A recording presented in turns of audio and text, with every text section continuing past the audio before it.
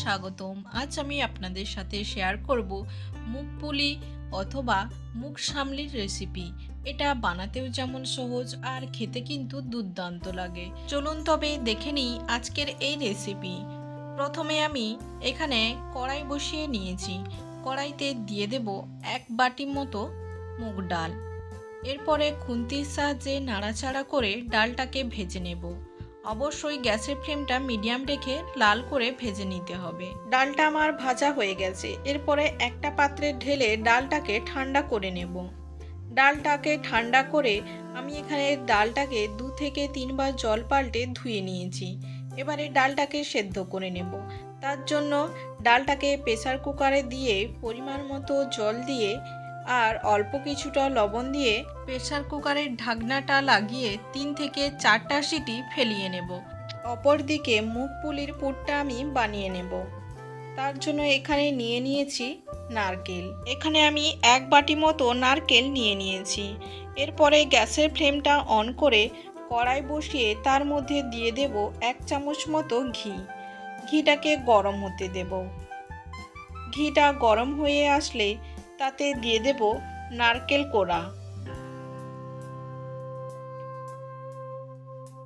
তারপরে এতে দিয়ে দিচ্ছি 25 গ্রাম মতো চিনি।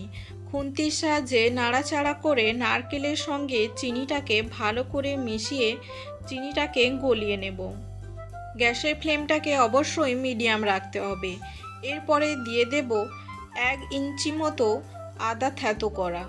আবারও খুন্তির সাহায্যে নাড়াচাড়া করে ভালো করে মিশিয়ে চিনিটাকে গলিয়ে নিতে হবে। চিনিটা গলে আসলে তাতে দিয়ে দেব 1 বাটি মতো গুঁড়ো দুধ। এখানে আমি গুঁড়ো দুধ ব্যবহার করেছি।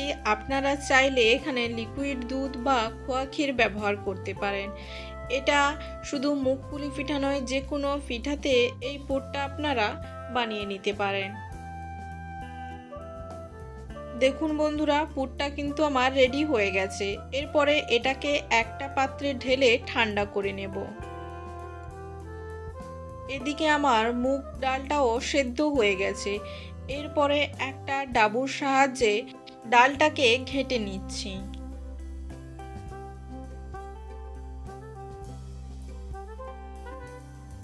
ডালটা ঘাঁটা হয়ে আসলে তাতে অল্প উষ্ণ গরম জল দিয়ে আবারও ডাবুর সাহায্যে আমি ডালটাকে ঘেঁটে একটা গাঢ় ব্যাটার তৈরি করে নেব। এখানে আমি একটা গাঢ় ব্যাটার তৈরি করে নিয়েছি। এরপরে আমি এখানে নিয়ে নিয়েছি 100 গ্রাম মতো ময়দা। এখানে আমি ময়দা ব্যবহার করেছি। আপনারা চাইলে এখানে চালের গুঁড়ো ব্যবহার করে নিতে পারেন। এরপরে এতে সামান্য কিছুটা লবণ দিয়ে হাতের সাহায্যে ভালো করে মাখিয়ে নেব। ভালো করে মাখানো হয়ে আসলে তাতে ডালের ওই গাঢ় ব্যাটারটা দিয়ে আমি ময়দাটাকে মেখে নেব। আপনারা বাড়িতে অবশ্যই একবার হলেও ট্রাই করবেন আর আমাকে কমেন্টের মাধ্যমে জানাবেন যে আজকের এই রেসিপিটা আপনাদের কেমন লেগেছে।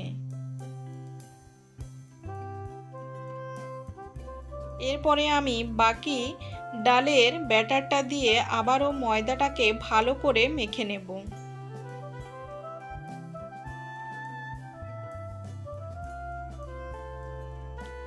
এরপরে আমি এখানে উষ্ণ গরম জল দিয়ে আবারও ব্যাটারটাকে ভালো করে মেখে একটা নরম ডো তৈরি করে নেব।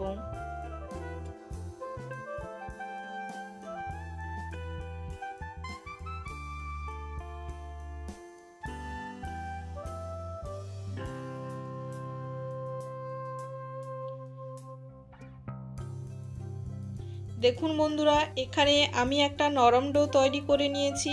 এরপরে ছোট ছোট লেচির আকারে কেটে মুগ পুলি তৈরি করে নেব। প্রথমে গোল করে তারপরে চ্যাপ্টা করে বাটির আকারে গোল করে নেব।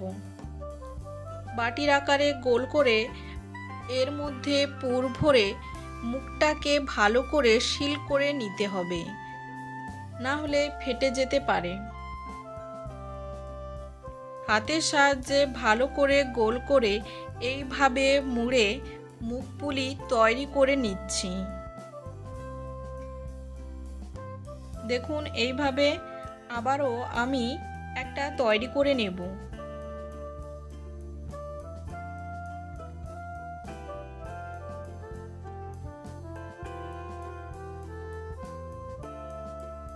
একই প্রসেসে আমি সমস্ত মুগপুলি পিঠে তৈরি করে নেব। সমস্ত মুগপুলি আমি তৈরি করে নিয়েছি। এবার আমি চিনি শিরাটা তৈরি করে নেব। তার জন্য এখানে নিয়ে নিয়েছি একটা ডেকচি। ডেকচিতে দিয়ে দেব 2 বাটি মতো চিনি আর দিয়ে দেব হাফ বাটি মতো জল। এবার চিনিটাকে খুন্তির সাহায্যে অনবরত নাড়াচাড়া করে একতার ফুটিয়ে নিতে হবে।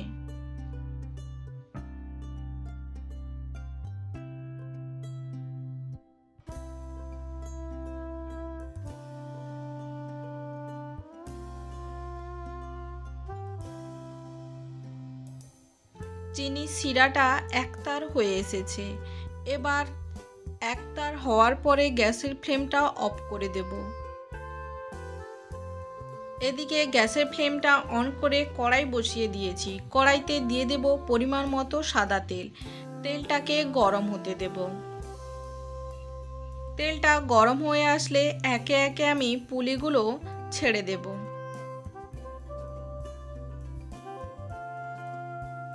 পুলিগুলোকে অবশ্যই মিডিয়াম টু হাই ফ্লেমে ভেজে নিতে হবে। এক পাশ হয়ে গেলে আমি আরেক পাশ উল্টে দেব।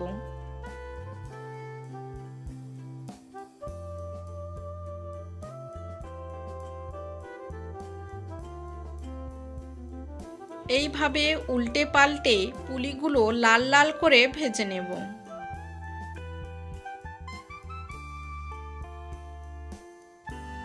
পুলিগুলো আমার লাল লাল করে ভেজে নিয়েছি। এবার পুলিগুলোকে আমি একে একে তুলে নেব।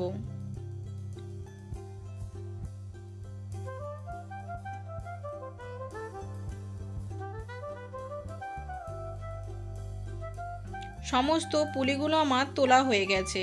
এরপরে বাকি পুলিগুলোকেও আমি একই প্রসেসে ভেজে নেব।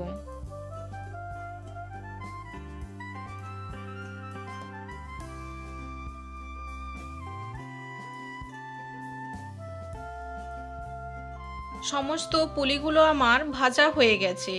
এরপরে আমি এগুলোকে চিনি শিরায় দিয়ে দিচ্ছি।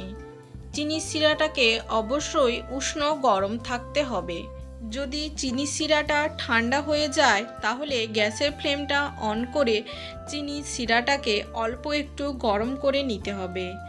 দেখুন বন্ধুরা, দেখতেও যেমন সুন্দর লাগছে আর খেতে কিন্তু অসাধারণ লাগবে। আশা করছি আজকের এই রেসিপি আপনাদের ভালো লাগবে। যদি ভালো লেগে থাকে তাহলে অবশ্যই লাইক, কমেন্ট, শেয়ার করবেন আর আমার এই চ্যানেলটিকে সাবস্ক্রাইব করতে ভুলবেন না যেন। নমস্কার, আজ এই পর্যন্ত। দেখা হবে আবার নতুন কোনো এক রেসিপি নিয়ে।